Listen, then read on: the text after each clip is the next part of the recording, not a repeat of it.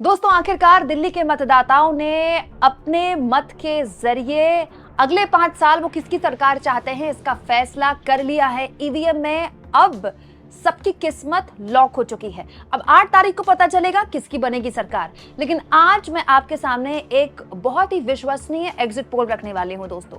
हालांकि exit polls पर अब लोगों का भरोसा खत्म हो गया है, लेकिन मैं चाहती हूं कि आप एक ऐसे पत्रकार का विश्लेषण सुने, एक ऐसे पत्रकार का एग्जिट पोल सुने जो दिल्ली के सबसे बड़े पत्रकारों में से एक हैं। एक ऐसे पत्रकार जिन्होंने दिल्ली में दशकों का वक्त बिताया, अपने सामने शीला दीक्षित का दौर भी देखा, उसके बाद अरविंद केजरीवाल का उभार भी देखा और शीला दीक्षित से पहले की भी पूरी की पूरी दिल्ली की राजनीति को समझा जाना और खुद भी दिल्ली में ही रहते हैं। एक ऐसे पत्रकार जिनको दिल्ली की एक एक सीट मुंह जुबानी याद है और पता है कि किस सीट में कैसा मतदान हुआ और किस सीट में क्या रुझान निकल सकते हैं। दोस्तों, वरिष्ठ पत्रकार रविंद्र सिंह श्योरान हमारे साथ जुड़े हुए हैं, जो विस्तार से हमें बताएंगे कि दिल्ली में उनका एग्जिट पोल क्या कहता है। गौर से सुनिएगा क्योंकि devil is always in the details. जी धन्यवाद कुमकुम जी, आपने मुझे बुलाया और बहुत शानदार काम आप कर रही हैं और पहली बार मुझे सौभाग्य मिला आपके कार्यक्रम में आने का। मैं बहुत धन्यवादी हूं आपका। जहां तक दिल्ली की बात है, दिल्ली का बिल्कुल बड़ा ऐतिहासिक चुनाव है। इलेक्टिंग प्रोसेस जो है वो कंप्लीट हो गया है, लेकिन अब एक और महत्वपूर्ण बात है कि वोटिंग तो इतना पड़ा है, वो जानने के लिए हमको 2-3 दिन तक इंतजार करना पड़ता है। पिछले कुछ इलेक्शंस में हमने देखा है 2024 के लोकसभा में भी, विधानसभाओं में भी, कि काउंटिंग से एक रात पहले तक वोट्स अपडेटेड लिस्ट आती रहती है कि वोट का परसेंटेज कितना ज्यादा बढ़ गया है। मेरा मतलब यही है कहने का कि इलेक्शन कमीशन का जो रोल है वो बड़ा महत्वपूर्ण है और इलेक्शन कमीशन के बारे में आज भी कई जगह से हम लोगों को शिकायतें देखी गई। आम आदमी पार्टी ने भी शिकायतें की और उधर मिल्कीपुर में विधानसभा चुनाव हो रहा है, वहां से भी समाजवादी पार्टी की तरफ से ढेरों शिकायतें आई हैं। तो कई शिकायतें दर्ज हुई हैं इलेक्शन कमीशन की तरफ से। वो during the course of time थोड़ा सा और 2-3 घंटे में या एक आध दिन में हम लोगों को और अच्छे से जानकारी लग जाएगी कि उन शिकायतों में वाकई में कितना दम था। लेकिन ये तय है कि चुनाव आयोग का रोल सबसे ज्यादा महत्वपूर्ण है। यहाँ पर 3 पार्टी चुनाव नहीं लड़ रही हैं, मेरे हिसाब से 4 पार्टीज हैं, 3 पॉलिटिकल पार्टीज और 1 चुनाव आयोग। इलेक्शन कमीशन के बारे में मैं हमेशा ये बात कहता रहा हूं कि चुनाव किधर जा रहा है, कांग्रेस की तरफ, बीजेपी की तरफ, या फिर ये जा रहा है आम आदमी पार्टी की तरफ। मुझे ये लगता है कि ये इलेक्शन महाराष्ट्र की तरह है, ये इलेक्शन भी जा रहा है अशोक रोड की तरफ, जहां पर चुनाव आयोग का दफ्तर। अगर निष्पक्ष चुनाव होता है, आज की तारीख में जो स्थिति हमने देखी ग्राउंड पर, जितनी जगह पर मैं जा पाया हूं और जो फीडबैक हमारे पास आया है और जो कैंपेनिंग हमने देखी, इश्यूज को देखा, तो आम आदमी पार्टी को एज है। बहुत आप वोटिंग के बाद भी कह रहे हैं, आज वोटिंग कंप्लीट होने के बाद भी कह रहे हैं कि अभी भी एज है। हाँ जी, हाँ जी। मतलब कितने करीब है आम आदमी पार्टी सरकार बनाने के, कितने करीब है? देखिए, बहुत बड़ा डिस्टेंस रहेगा ऐसा नहीं है, बहुत डिफरेंस रहने वाला नहीं है, लेकिन ये है कि 2-3 सीट या 40 तक मैक्सिमम, मुझे लगता है 40 के आसपास आम आदमी पार्टी के आने की चांसेस लग रहे हैं। और ये फिर मैं कह रहा हूं, ये तब की स्थिति बता रहा हूं मैं जब इलेक्शन निष्पक्ष हो, से फेयर हुआ हो, लेवल प्लेइंग फील्ड तो खैर नहीं दी गई, लेकिन इलेक्शन जो है, हम लोग बात कर रहे हैं कि ईमानदारी के साथ चुनाव हुआ, तब की मैं बात कर रहा हूं। तो फिलहाल जो स्थिति मैं देख पाया वो ये है कि आम आदमी पार्टी को एज है, कांग्रेस पार्टी इंप्रूव कर रही है, लेकिन कांग्रेस पार्टी इतनी बड़ी सेंध हमारी इस इलेक्शन में नहीं कर पा रहे जिसकी उम्मीद शुरू में कर रहे थे। और जो ये इलाका है सीलमपुर का, मुस्लिम जो बाहुल इलाका, जो 12 विधानसभा सीटें हैं, उन इलाकों में भी खूब वोट पड़े हैं। तो उसमें 2 विधानसभा सीटें जहां पर चुनाव लड़ रहे हैं ओवैसी, वहां पर ओवैसी की पार्टी नुकसान कर रही है, कांग्रेस से ज्यादा नुकसान वो कर रही है। मुझे लगता है वो ज्यादा खतरा है आम आदमी पार्टी को। जी, आम आदमी पार्टी को, तो वो थोड़ा सा संभावना लग रही है। बाकी तो पूरे कैंपेन में, पूरे इलेक्शन में आज भी दिन भर कैंपेन चला है, यहाँ से नहीं चला, वो प्रयागराज से चला, पर कैंपेन तो चल ही रहा है। कल भी हमने देखा इलेक्शन में कैंपेन हुआ, कल संसद के भीतर से हुआ। इतनी कोशिशें करने के बाद भी चुनाव आयोग ने अभी तक उस पर कोई संज्ञान लिया नहीं है। लेकिन खैर, इलेक्शन कमीशन का तो, राजीव कुमार का तो best performance is yet to come. हम लोग वेट कर रहे हैं कि इस चुनाव में क्या बेहतरीन परफॉर्मेंस उनकी होगी, उसका इंतजार हमको भी है। लेकिन आज की जो स्थिति है, जो कैंपेनिंग हुई है, जो वोट पड़ा है, जिन लोगों से हमारी बात हुई है, और अभी क्योंकि शुरुआती है, वोटिंग खत्म हुई है, मुझे लगता है और 2-4 घंटे के बाद या कल तक स्थिति और बेहतर साफ हो जाएगी। लेकिन आज मुझे जो लग रहा है, इलेक्शन जो हुआ है, वोटिंग जो हुई है, उसमें आम आदमी पार्टी को स्लाइट एज दिख रहा है। तो आपने तो 40-45 सीटें भी दे दी आम आदमी पार्टी को, तो उस हिसाब से फिर 45 नहीं, 40 के आसपास, 40 सीटें, मतलब बहुत ज्यादा। मतलब आप वोटिंग खत्म होने के बाद भी ये मानते हैं कि इतनी टफ फाइट है, क्लोज फाइट है? हाँ, टफ फाइट है। जी जी, बिल्कुल बिल्कुल बिल्कुल। इस तरह के बीजेपी को लेकिन टफ फाइट में तो नहीं, बाकी तो बीजेपी है। आम आदमी पार्टी के बाद बीजेपी बस। अच्छा, कांग्रेस को कुछ नहीं, कांग्रेस का तो खाता नहीं खुल पाएगा जो स्थितियां हैं। अच्छा, कांग्रेस ने देखिए, कांग्रेस एज ए पार्टी तो कांग्रेस चुनाव लड़ी नहीं रही ना। कांग्रेस के तो कैंडिडेट चुनाव लड़ रहे हैं, कुछ स्ट्रॉन्ग कैंडिडेट्स हैं, वो इलेक्शन में मजबूत है अपने अपने क्षेत्र में। अभिषेक है, संदीप दीक्षित थोड़ा सा पॉपुलर है, अलका लांबा पॉपुलर है, लेकिन कितना वोट ले पाएंगे ये स्थिति है। जीतने की स्थिति में ये लोग हैं ऐसा नहीं है। अंबाला, ये अपना कैंट जो इलाका है, दिल्ली कैंट का, उसमें भी स्ट्रॉन्ग है कैंडिडेट। तो कुछ कैंडिडेट भी कांग्रेस पार्टी के स्ट्रॉन्ग है, लेकिन party as a whole Congress party की प्रेजेंस वैसे नहीं दिख रही है। कर पाएगी। बादली में जो देवेंद्र यादव है वो भी ठीक कर रहे हैं। तो इस तरह से कुछ सीटें हैं जहां पर ये लोग चुनाव में मजबूती से लड़ा है कैंडिडेट्स ने चुनाव। वो कितना वोट ले पाएंगे उसके हिसाब से कांग्रेस का प्रोस्पेक्ट्स रहेगा, और वो लोग कितने ज्यादा अपने वोट का जो वोट परसेंटेज है पार्टी की, उसमें उस टैली में ऐड कर पाएंगे, उतना ही है। उससे ज्यादा कांग्रेस इस इलेक्शन में कुछ कर पाएगी उसकी संभावना नहीं है। और ये बात कांग्रेस को भी पता है। उनका टारगेट भी बहुत छोटा था कि 10-12 या 15%, 12% वोट उनको मिल जाए, बहुत है। क्योंकि कांग्रेस का टारगेट दिल्ली कम है। दिल्ली के सिंहासन पर बैठे व्यक्ति को हरा के पंजाब का सिंहासन पाना कांग्रेस का टारगेट ये है। और कांग्रेस में देखिए, हमने चुनाव में भी देखा, कुमकुम जी, जितना एग्रेसिवली कैंपेन दिल्ली के लीडर्स ने किया, उससे ज्यादा एग्रेसिवली पंजाब के नेताओं ने, पंजाब के, जी बिल्कुल। यहाँ पर कितने विधायक, कितने सांसद पंजाब से थे, वो लगातार चुनाव में कैंपेन करते रहे। आप जब कैनॉट प्लेस के होटल्स में, जो दिल्ली के इलाके में है, सेंट्रल दिल्ली में, उन होटल्स में आप जाओगे तो आपको पंजाब नंबर की गाड़ियां भरी मिलेंगी। तो उनमें अधिकतर लोग आम आदमी पार्टी के लोग भी आए थे पंजाब से, लेकिन ज्यादा लोग जो थे कांग्रेस पार्टी के, वो इन इलाकों में रुके हुए थे। और हमने देखा कि वो बहुत एग्रेसिवली कैंपेन कर रहे थे। पार्टी ने हालांकि ड्यूटीज लगाई, लेकिन पार्टी की ड्यूटी लगाने के बाद भी वो लोग वहां पर जब बने रहे, क्योंकि इस बात का उनको यकीन है कि अगर यहाँ अगर आम आदमी पार्टी को हरा दिया तो फिर पंजाब में उनको हराना आसान होगा। और पंजाब का चुनाव दूर नहीं है, 2 साल की बात है। जी, ये कांग्रेस कितना नुकसान पहुंचाएगी, इस पर काफी विश्लेषण हो चुका है। अब तो वोटिंग हो गई, तो खैर अब तो नुकसान पहुंचाना होता तो पहुंचा दिया होता। तो इस पर हम इससे आगे बढ़ जाते हैं। इससे इम्पोर्टेंट सवाल, केजरीवाल अपनी सीट बचा पाएंगे क्या? अब तो वोटिंग भी खत्म हो गई, अब तो सर आप बता सकते हैं। बिल्कुल बिल्कुल। देखिए, तीनों ही सीट में बताता हूँ, केजरीवाल, मनीष सिसोदिया और आतिशी सिंह, ये तीनों सीटें बिल्कुल फंसी हुई हैं और बिल्कुल कोई नहीं कह पाएगा कि स्थिति क्या होगी। मतलब हो सकता है खेला क्या? हाँ, हो सकता है, बिल्कुल हो सकता है। हो सकता है, क्यों नहीं हो सकता, बिल्कुल हो सकता है। लेकिन देखिए, 2 बातें हैं। जहां तक आतिशी का सवाल है, वो है उसमें आतिशी की एक सोबर इमेज है।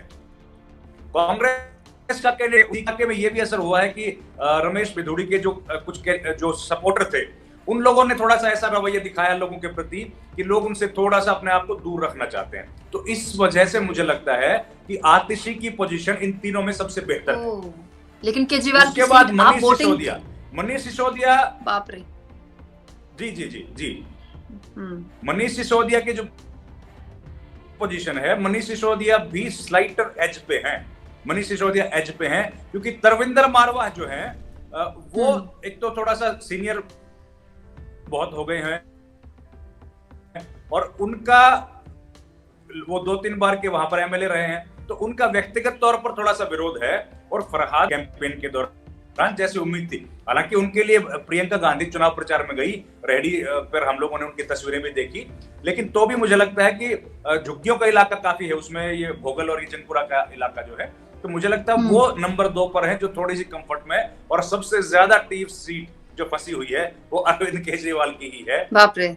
और अरविंद केजरीवाल की सीट का फंसने का कारण जो है, वो बीजेपी कम है, कांग्रेस ज्यादा है।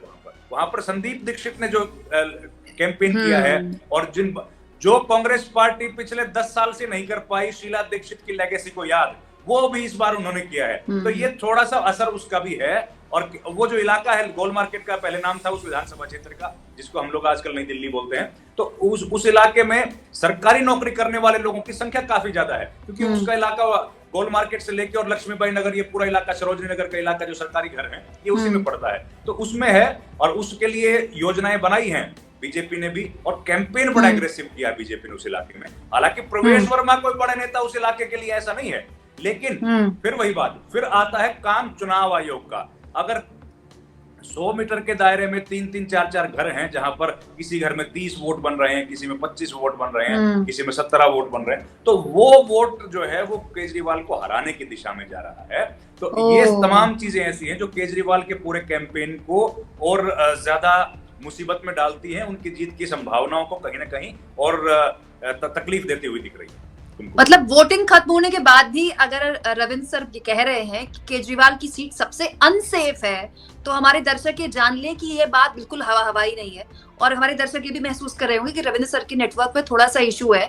वैसे मैं चाहती तो ये डिस्कशन रोक सकती थी, लेकिन रविंद्र सर हाथ आते नहीं है। रविंद्र सर बहुत बड़े स्टार है यूट्यूब के, टीवी के, और दिल्ली के सबसे जानकार पत्रकारों में से एक है। इसलिए मैंने उनसे रिक्वेस्ट की कि खराब नेटवर्क ही सही, लेकिन आप मेरे दर्शकों के साथ जुड़िए, क्योंकि ऐसी बातचीत चुनाव के दिन, चुनाव खत्म होने के बाद बहुत कम हो पाती है ऐसे पत्रकारों से। सर, आपने तीनों इंपॉर्टेंट सीट्स की जानकारी दे दी। मुझे एक बात बताइए, प्रयागराज से आपने चुनाव प्रचार का जिक्र किया, बात सही है, इसका फर्क पड़ता है क्या? मतलब ये कैसे अलग अलग चीजें हैं? बीजेपी ने पूरा चुनाव पूरी तरह से सांप्रदायिक नहीं होने दिया, वो जानती थी पिछली बार की गलतियों से उसने सबक लिया। वहीं दूसरी ओर प्रयाग में मोदी जी आस्था की डुबकी लगा रहे हैं। ये तो उन्होंने लोकसभा चुनाव के दौरान भी किया था, याद होगा आपको, 25-26 कैमरों के साथ कन्याकुमारी में गए थे तपस्या करने, उससे पहले गुफा में गए थे। तो ये इसका वाकई में फर्क पड़ता है क्या? और उसके साथ साथ एक बार बंगाल का चुनाव था तो बांग्लादेश भी गए थे, वो भी याद कीजिए। तो दाढ़ी भी बढ़ाई थी। हाँ, बांग्लादेश भी चले गए थे। नहीं, देखिए फर्क क्या है कुमकुम जी, फर्क की तो बात ऐसी है कि इनका एक जो समर्थक वर्ग बीजेपी का है ना, वो समर्थक वर्ग तो ऐसा इनके साथ जुड़ा हुआ है कि उसको कोई फर्क ही नहीं पड़ता है इस देश में क्या हो रहा है, नुकसान है, नफा है। वो तो 35%, 36% लोग, 38% जो भी है, वो समर्थक वर्ग बीजेपी के पक्ष में हमेशा खड़ा दिखता है। तो उसको और कंसोलिडेट करने में तो कम से कम बेनिफिट मिल ही रहा है, और इस तरह के काम करेंगे तो वो लोग और मजबूती से जुड़े रहेंगे, तो उसको उसके हिसाब से तो बेनिफिट है। और बाकी के जो लोग हैं वो बीजेपी के साथ इन चीजों की वजह से जुड़ नहीं रहे हैं, तो उनको जोड़ने की कोशिश करते रहते हैं, लेकिन वो जुड़ नहीं रहे हैं। तो उसका सबसे आसान उपाय यह है कि उसमें बिखराव कर दिया जाए, और बिखराव करने के लिए इस बार कांग्रेस मिल गई, हरियाणा में आम आदमी पार्टी मिल गई थी, तो उसका पूरा ये है। लेकिन इसका कोई अगर सीधे तौर पर हम लोग कहें कि वोटर पर कोई असर पड़ेगा, उसकी संभावना नहीं है, और उसका असर नहीं पड़ेगा इसलिए तो बीजेपी को दिक्कत आ रही है। ना तो धर्म का असर पड़ रहा है दिल्ली में, और ना दिल्ली में जाति का असर पड़ रहा है। दिक्कत तो यही है बीजेपी के साथ। अगर इन दोनों में किसी का असर पड़ता तो पूरा कैंपेन उसके आधार पर रन करते। अब देखिए, अरविंद केजरीवाल ने नायब सिंह सैनी के बारे में क्या क्या बोला, लेकिन क्या बीजेपी ने एक बार भी कहा कि हमारे ओबीसी मुख्यमंत्री का अपमान है? जबकि हरियाणा में जब ये बात बोलते थे तो तुरंत बोल देते थे कि गरीब के बेटे ओबीसी का अपमान कर रहे हैं हमारा। पर क्योंकि वो दाम चलता नहीं, तक सोसाइटी डिवीजन नहीं होगा, तब तक बीजेपी को संभावनाएं तलाशती रहनी पड़ेगी जीतने के लिए। क्योंकि बीजेपी का जो सबसे बड़ा इलेक्शन प्लैंक है वो है ध्रुवीकरण, चाहे वो जाति आधार पर हो, चाहे धार्मिक आधार पर हो, या किसी और आधार पर, भाषाई आधार पर हो। जब तक ध्रुवीकरण नहीं होगा तब तक बीजेपी की संभावनाएं जीतने की नहीं है। क्यों? क्योंकि नैरेटिव तो है ही नहीं ना कोई बीजेपी के पास, और ना आम आदमी पार्टी के पास फॉर दैट सेक इस इलेक्शन में है। दोनों पार्टीज मुख्य मुद्दों से भाग रही हैं। क्यों? क्योंकि आधी दिल्ली प्रशासन बीजेपी का है, तो आधी पर आम आदमी पार्टी का है, और दोनों ही पार्टियां, चाहे लॉ एंड ऑर्डर में अगर बीजेपी फेल हुई है तो यमुना की सफाई में आम आदमी पार्टी फेल हो गई है। अगर शीश महल का आरोप उनके ऊपर लग रहा है तो इसके अलावा जो डीडीए और इसके मामले के आरोप बीजेपी पर लग रहे हैं। मतलब यही है कि दोनों पार्टी चाहती हैं कि किसी भी तरीके से जो पूरा कैंपेन हमने देखा उसको मुख्य मुद्दों से भटकाओ और हवाई मुद्दों के ऊपर लेके जाओ, जिससे कि दोनों पार्टीज को बेनिफिट हो, ताकि लोग वो बातें ना करें जो कि उनके जीवन में सबसे ज्यादा असर डालती हैं। तो चाहे रोजगार की हो, चाहे महंगाई की हो, उन बातों से दूर रखो और हवाई मुद्दों पर बात करो। जिसका ज्यादा प्रोपेगेंडा चल गया वो चुनाव निकाल लेगा। और मुख्य एक आखिरी सवाल सर, दिल्ली के लिए कहा जाता है, आपने मुस्लिम वोट बैंक का जिक्र किया, मैंने इस पर खबर भी बनाई, 13% मुस्लिम वोट बैंक है, तो कम से कम 20% ऐसा स्विंग वोट भी है जो विधानसभा में आम आदमी पार्टी के पास जाता है, लोकसभा में बीजेपी के पास जाता है। क्या इसमें भी बड़ी सेंधमारी में कामयाब रही आप, क्योंकि वोटिंग खत्म हो गई, तो आप बता सकते हैं क्या बीजेपी? देखिए मुझे लगता नहीं है, मुझे लगता नहीं है। इस पूरे कैंपेन में हमने जो चीज देखी है ना कुमकुम जी, वो फ्री बिजली पानी ही है। आम आदमी पार्टी की सरकार अगर बनेगी तो दो ही उसके कारण हैं, एक फ्री बिजली पानी का असर, दो कांग्रेस की कमजोरी। ये दो चीजें हैं जो भी आम आदमी पार्टी को चुनाव जिता सकती हैं। अगर इनमें से कोई भी प्लैंक फेल हुआ तो बीजेपी की सरकार बनने से कोई नहीं रोक सकता। हाँ, और लेकिन जितना हम लोगों ने महसूस किया है, लोगों को इन बातों का असर हुआ है। और तीसरा जो एड ऑन हो गया, महिलाओं को जो 2100 रुपए देने की बात है, वो भी एक एडिशनल फैक्टर है जिससे कि लोगों का और भरोसा जागा है, महिलाओं का खास तौर पर, क्योंकि महिलाएं इस मामले को लेकर बहुत वोकल रही कि उनको जो फ्री में सफर मिला। देखिए वो बहुत, जो लाख रुपया 2 लाख रुपया कमाता है नौकरी में महिला, उसको फर्क नहीं पड़ता, लेकिन जो किसी के घर में काम करती है, जो खेत में माफ कीजिएगा, जो किसी पार्क में जाके माली का काम करती है, या कोई सफाई कर्मचारी है जिसको महीने के 10,000 15,000 मिलते हैं, अगर उसके महीने के अगर उसको 1,000 रुपया बच रहा है तो वो एक बड़ी 5% 8% उसकी सेविंग है, तो बड़ी सेविंग है। तो और उनकी संख्या अच्छी खासी है दिल्ली में, इस तरह की महिलाओं की संख्या अच्छी खासी है। तो ऊपर से 2100 रुपया भी अगर उनको मिलेगा तो उनको बड़ा लाभ होगा। और वही चीजें हैं जो केजरीवाल को जिता सकती हैं। गवर्नेंस मॉडल केजरीवाल का काम नहीं किया इस इलेक्शन में, फ्री बीज काम करती हुई दिख रही हैं। और बीजेपी जो है उनका भी कोई मॉडल काम नहीं किया, उनके पास तो नेता भी नहीं थे। वो पूरा कैंपेन प्रधानमंत्री के चेहरे पर लेके चले थे, और प्रधानमंत्री का कैंपेन जो है वो तो खत्म ही नहीं हो रहा है आज। मतलब सर आप चुनाव आयोग पर तो मुझे लगता है सबसे ज्यादा शानदार कटाक्ष अगर कोई करता है सोशल मीडिया में, सर वो आप ही है। आप ही ने सबसे पहले लिखा था कि इस बार रिटायरमेंट से पहले कुछ खास गिफ्ट राजीव कुमार जी मोदी जी को देना चाहते हैं। आप पता नहीं दे पाएंगे कि नहीं दे पाएंगे, कोशिश तो प्रयास तो पूरे कर रहे हैं। एक आखिरी सवाल सर आपसे, अगर आपका इससे पहले के जवाब का मैं उसका विश्लेषण करूं तो इसका मतलब ये कि झुग्गी झोपड़ियों में भी सेंधमारी बीजेपी नहीं कर पाई, जो कि कट्टर वोट बैंक है केजरीवाल का। क्या नहीं, वहां पर पूरी कोशिश की है। मैं इस आपके जवाब देने से पहले एक बार राजीव कुमार जी को याद कर लूं। आज हमने एक बाइट देखा उनका, आपने भी शायद देखी होगी, उनकी एक बाइट आई है वो, और बाकी नेताओं की भी बाइट आई है।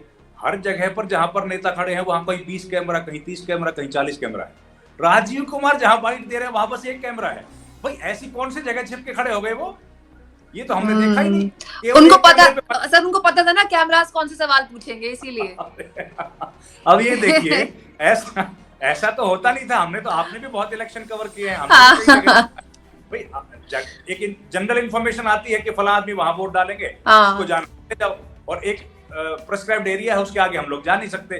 तो लेकिन राजीव कुमार जी ने स्पेशल कोई अरेंजमेंट्स अपने लिए किए हैं जहां पर वो जिसको चाहते थे वही कैमरामैन जाए और दूसरा कैमरामैन वहां पर ना जाए। आपका सवाल क्या था, माफ करना भूल गया जी। बस सवाल झुग्गी झोपड़ियों को लेकर था।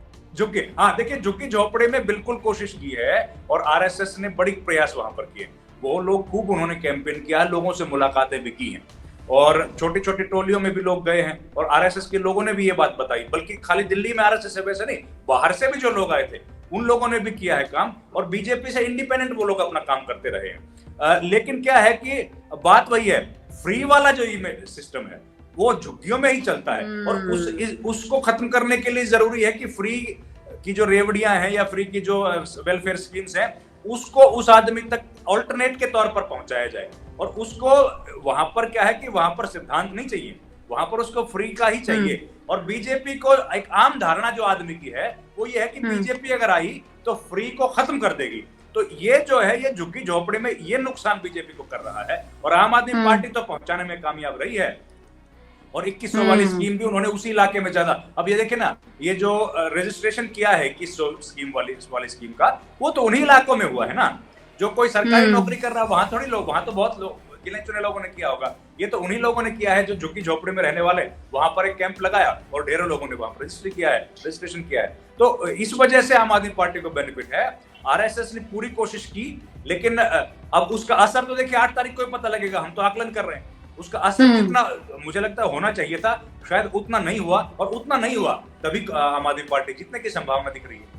मतलब अब भी वोटिंग खत्म होने के बाद अगर रविंद्र सर कह रहे हैं कि आम आदमी पार्टी की जीतने की संभावना है तो इसको माना जाएगा, लेकिन ये भी अगर सर कह रहे हैं कि बीजेपी की भी सरकार बन सकती है तो ये बड़ा खतरनाक चुनाव है। अगले 3 दिन तक सर आपने ना सारी पार्टियों के नेताओं की नींद हराम कर दी, किसी को नींद नहीं आने वाली ऊपर से लेकर नीचे तक।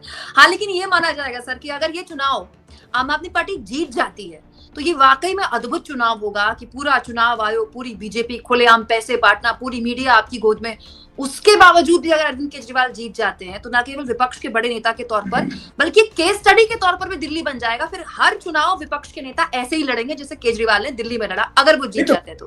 केजरीवाल ने बहुत मेहनत करी इस इलेक्शन में, जो कमियां रही महाराष्ट्र के चुनाव में, हरियाणा के चुनाव में, और जिनके बारे में राहुल गांधी आज लोकसभा में बोल रहे हैं इलेक्शन खत्म होने के बाद, उन सारे मुद्दों को केजरीवाल पिछले 2-3 महीने से उठा रहे हैं। बिल्कुल सही बात है। वजह से वो फर्जी वोट को कंट्रोल कर पाने में कामयाब रहे।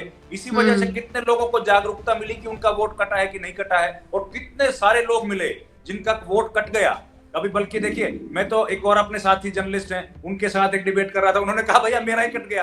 उनका मैं दीपक शर्मा सर की बात कर रही हूँ, मैंने देखा आपको। दीपक जी की, हाँ, दीपक जी की बात कर रहा हूँ, उनका वोट कट गया। तो आप देखिए ना कितना ज्यादा, किस लेवल का वोटिंग। मुझे एक पुलिस वाले मिले, उन बोले मेरे परिवार में 4 लोग हैं, चारों का ही कट गया। तो ऐसे बहुत सारे लोग हैं, और उसमें एक कॉमन फैक्टर भी है, वो तो चलिए हम लोग ऑनलाइन डिस्कस करना ठीक नहीं होगा, लेकिन ऐसे कई सारे इश्यूज हैं। अगर आप, और वो आज पता लगेगा और अच्छे से पता लग जाएगा कितने लोगों का वोट कटा है, वो भी मालूम पड़ेगा।